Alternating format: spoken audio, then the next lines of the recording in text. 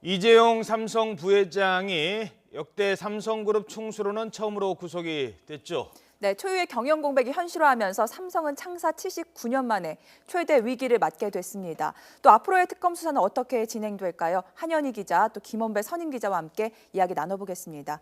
안녕하세요. 자, 일단 구속이 된 구속 사유, 구속의 필요성, 법원이 밝히고 있는 구속 사유는 뭡니까? 네, 법원이 밝힌 구속 사유는 이렇습니다. 이 새롭게 구성된 범죄 혐의 사실과 또 추가로 수집된 증거 자료 등을 종합할 때 구속의 사유와 필요성이 인정된다는 건데요. 예. 이걸 한번 해석을 해보면 예.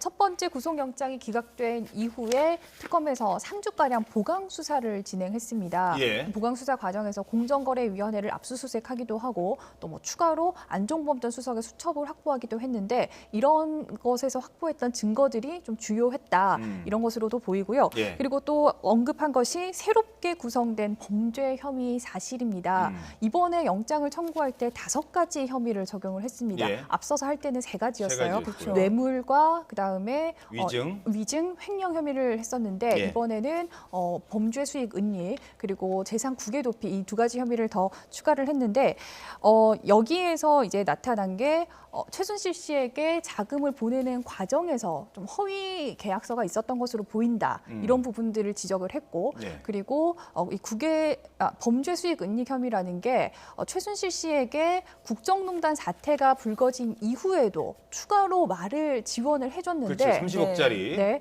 이것을 드러내놓고 할 수 없으니까 우회 지원을 했단 말이죠. 이런 부분들을 혐의로 지적을 한 게 범죄 수익 은닉 혐의고 이것을 이제 설명을 할 때 삼성이 주장하는 것처럼 피해자라면 이렇게 우회로 지원을 할 필요가 있겠느냐. 피해자가 아니다. 대가성이 있기 때문에 계속해서 지원을 이어나간 것이다. 그러니까 말씀 중에 죄송한데, 네. 삼성은 계속 논리가 나는 주고 싶은 게 아니라 그냥 강요에 의해서 어쩔 수 없이 권력 가진 사람이 달라고 하니까 줬죠라고 했다면 그 양반이 그러니까 권력을 가진 사람이 권력이 없어졌을 때는 왜 그때까지도 뒤에서 몰래 계속 줬냐 이거죠. 그거는 다르다는 차원 아니겠습니까? 네, 그래서 그런 부분을 짚어준 추가 혐의가 또 있었던 거고 그리고 또 애초에 처음 구속영장을 청구할 당시에는 대가로 받은 것이 국민연금의 삼성물산과 제일모직 합병 찬성 이 부분만 대가로 받는데 네. 이번에는 좀 더 대가로 받은 것들을 더 넓혔습니다. 경영권 승계 과정에서 또 다른 혜택을 받은 것 같다.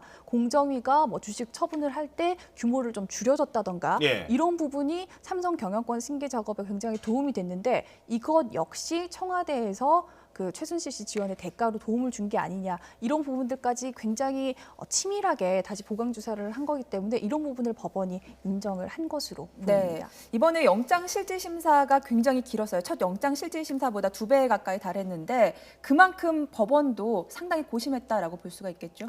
네, 그렇습니다. 앞서 말씀드린 것처럼 추가로 확보된 증거도 많고 예. 또 추가 혐의도 많았고 또 이번에는 이재용 부회장뿐만 아니라 박상진 사장에 대한 판단까지 함께 해야 했기 네. 때문에 길어진 것 같은데 일단 구속 전 피의자 신문 자체가 굉장히 길었습니다. 예. 사법 역사상 거의 최초라고 할 수 있는데 저녁이 지나서 오후 6시가 지나서 7시가 다 되어서 법원을 나섰거든요. 중간에 휴식 시간도 갖고. 네, 그렇습니다. 그만큼 법정 안에서 굉장히 치열한 법리 공방을 벌였다 이렇게 볼 수 있을 것 같습니다. 예. 네. 자, 그리고 또 하나가 이제 구속이 됐단 말입니다. 피의자가 불구속 상태로 조사받을 때와 구속 상태로 조사받을 때는 달라요. 왜냐하면 불구속일 때는 그런 혐의점이 아직은 좀 불분명하기 때문에 불구속됐지만 구속됐을 때는 영장 전담 판사가 봐도 좀 죄가 있는 것 같네 이거 아니겠습니까? 그렇다면 이제부터는 내가 죄가 없어요라기보다는 죄가 있지만 그 형량을 좀 줄이거나 이런 쪽으로 전략을 바꿔야 될 것 같은데 삼성은 그러면 지금까지 어떤 대가성이 없었다는 논리와 어떤 차이점이 좀 있을까요? 어떻게 전망하십니까? 물론 이제 앞으로의 전략을 저희가 지금 예상을 할 수밖에 없는 상황이기는 한데 네. 이 구속영장이 발부가 됐다라는 게 사실 뇌물 유죄가 인정이 된 부분은 아닙니다. 다만 그렇죠. 법원이 봤을 때 어느 정도 좀 특검이 주장하는 것이 일리가 있다. 네. 그래서 신병을 확보해서 조금 더 수사를 이어봐라. 이렇게 해석을 할 수 있는데 그렇죠.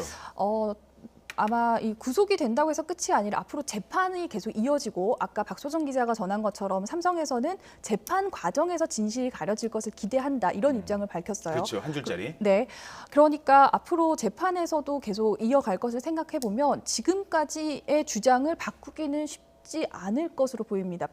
우리가 피해자라는 주장을 계속 재판에서도 이어 나가는 것이 삼성 입장에서도 뭐 유리하긴 그렇지만 삼성이 주장하고 있는 부분이 그것이기 때문에 예. 입장을 바꾸지는 않을 것으로 지금 상황에서는 전망됩니다. 자, 반면에 박상진 사장 함께 영장실질심사를 받았는데 박상진 사장에 대한 영장은 기각이 됐습니다. 법원에서 어떤 기각 사유를 들었습니까?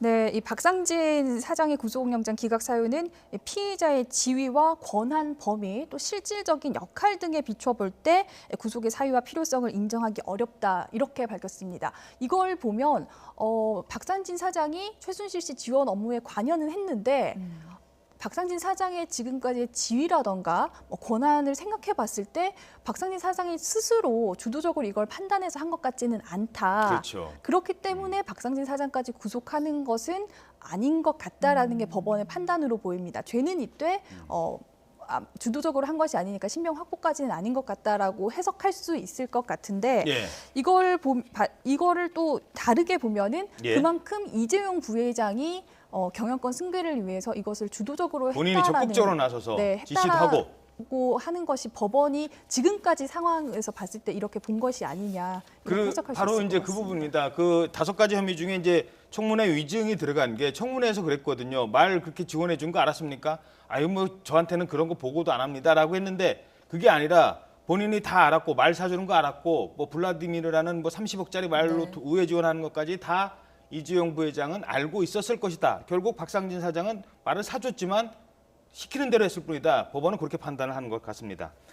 자, 이번 그 사건의 뿌리는 결국은 경영권 승계 아니겠습니까? 네, 그렇습니다. 경영권 승계의 그 뿌리, 이거 뭐 하루 한두 해 된 사건이 아니잖아요. 네, 그 삼성은 1938년에 이병철 선대 회장이 삼성 상회를 설립한 데서 시작을 하고 있습니다.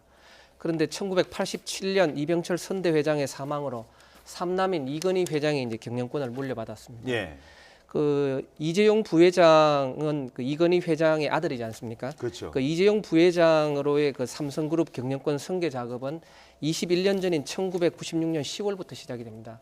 근데 요걸 이해하기 위해서 1994년과 95년 상황을 우리가 좀 되돌아봐야 되는데요.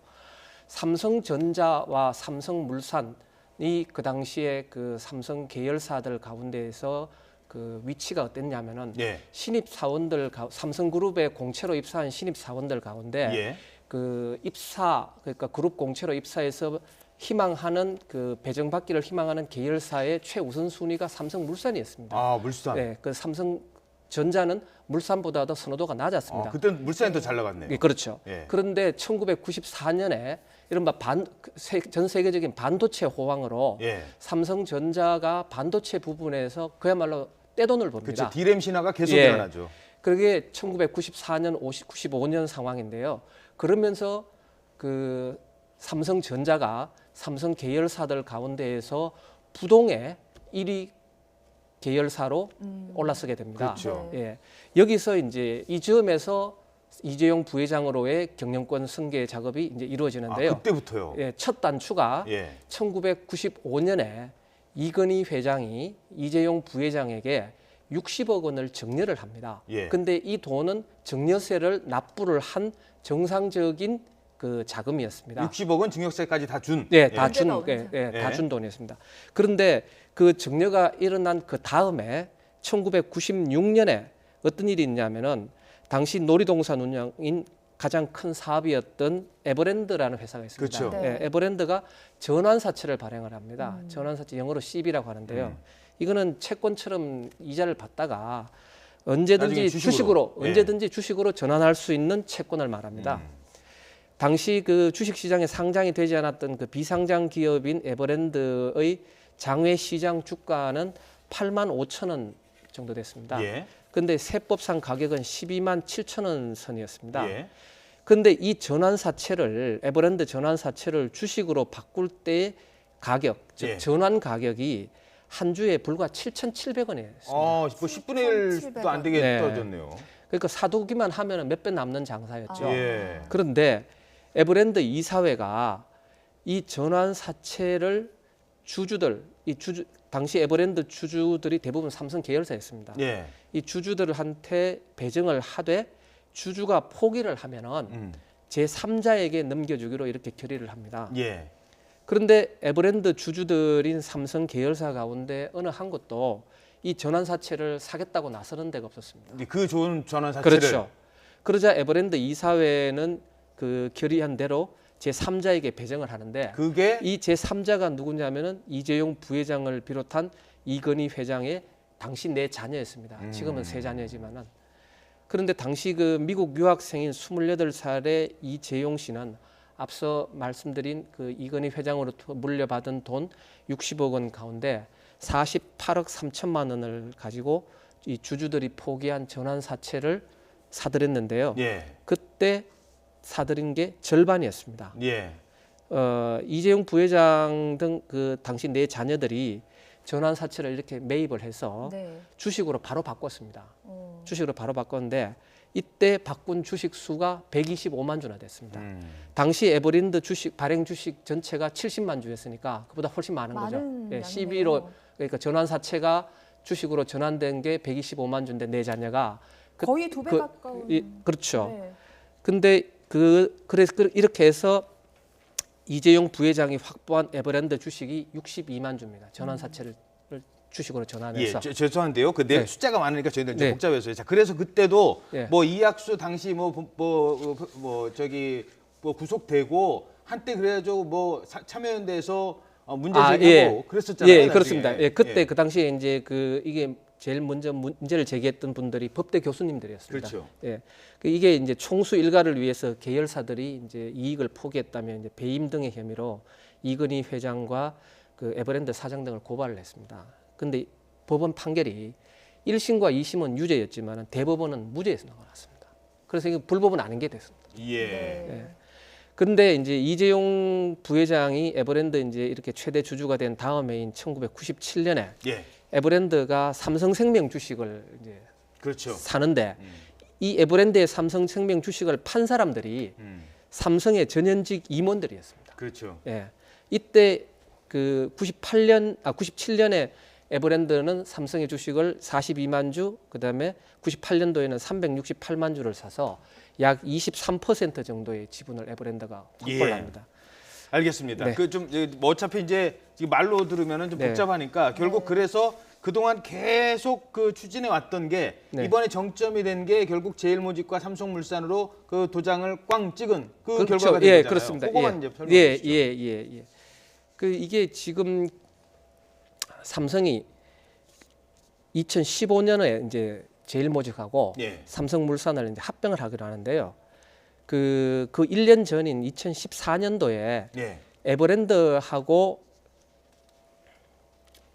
제일모직이 예. 네. 에버랜드가 그 제일모직 패션 사업 부분을 인수를 합니다. 예. 그래서 제일모직으로 이름을 바꿔서 2014년 12월에 정시에 상장을 하고 예. 그다음에 9개월 뒤인 2015년 9월에 제일모직하고 삼성물산이 합병을 하게 됩니다. 예. 근데 이 과정에서 국민연금의 역할이 지금 논란이 되고 있는 그렇죠. 겁니다. 뭐 그래서 문영표 장관이 결국 구속돼서 수사를 받고 있는 네. 지금 상황까지 온 것 같습니다. 네. 좀 더 자세한 내용을 더 듣고 싶은데 시간 관계상 네, 여기까지만 듣도록 하겠습니다.